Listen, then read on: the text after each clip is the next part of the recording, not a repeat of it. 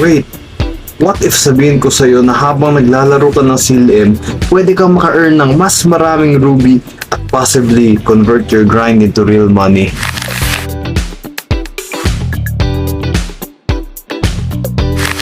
Guys, kamusta?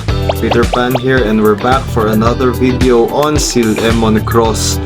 So today guys, tuturuan ko kayo ng smart ways para mas dumami ang ruby nyo sa CLM on Cross at paano ito pwedeng maging extra income kung gagawin mo ng tama.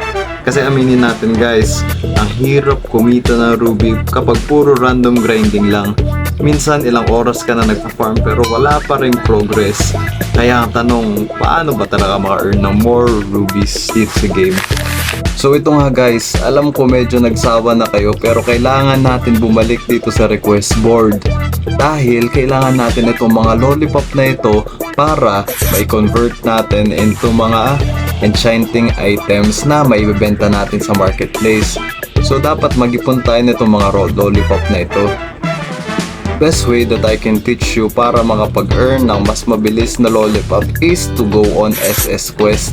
Piliin nyo guys itong mga double S na ito dahil ito ang mga nagbibigay ng pinakamataas na ratio ng XP, sigil at saka ng lollipop. So i-refresh nyo lang na i-refresh guys hanggang makakuha kayo ng maraming SS Quest dito dahil yan ang magpapabilis na ating grind. Ito pala guys, pro tip. Alam ko ginagawa nyo na yung mga dungeon quest nyo, so sigurado naka-ulpo na kayo ng mga gantong items.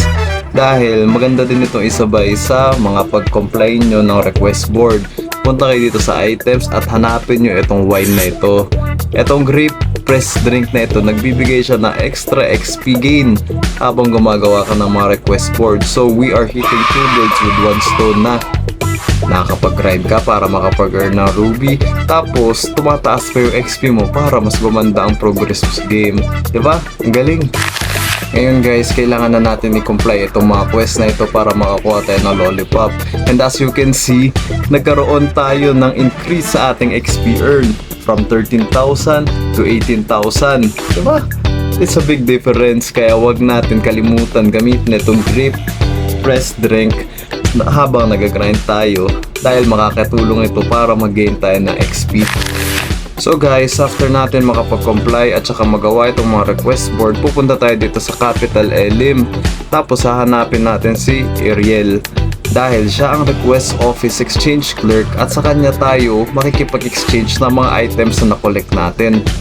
As you can see guys, marami tayong pwedeng exchange dito na makakatulong sa progress natin. Mga lucky box, mga pet box, equipment stones, and other mga equipment, necessities, and materials para makapag-progress tayo sa game.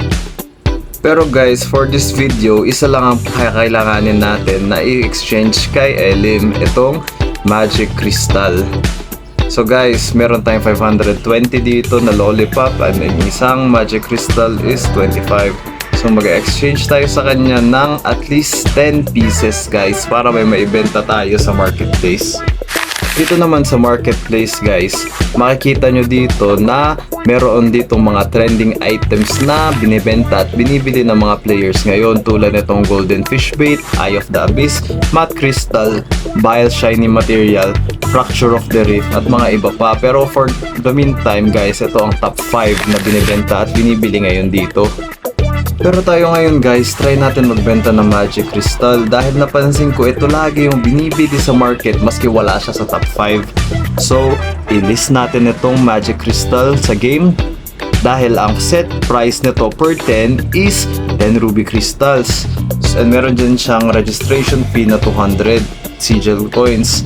So ito guys, i-register lang natin and hihintayin natin na may makabili nito sa marketplace. Pero from my experience guys, it won't take long. Minsan umabot lang ito ng 3 to 5 hours at mamaya meron ka ng ruby crystals. Ito rin guys, total nandito na rin tayo sa marketplace. Try natin magbenta ng matte crystals. So ang bentahan dito is per 100 matte crystals, nasa 10 rubies siya.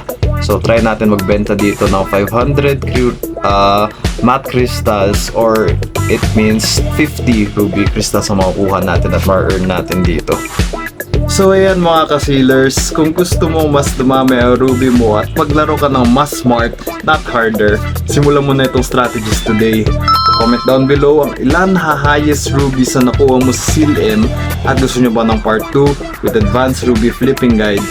Also guys, don't forget to like, subscribe, and comment down below kung ano yung gusto nyo pang makita sa other videos. And I'll see you sa next grind. This is Peter Pan signing off, and peace to the world.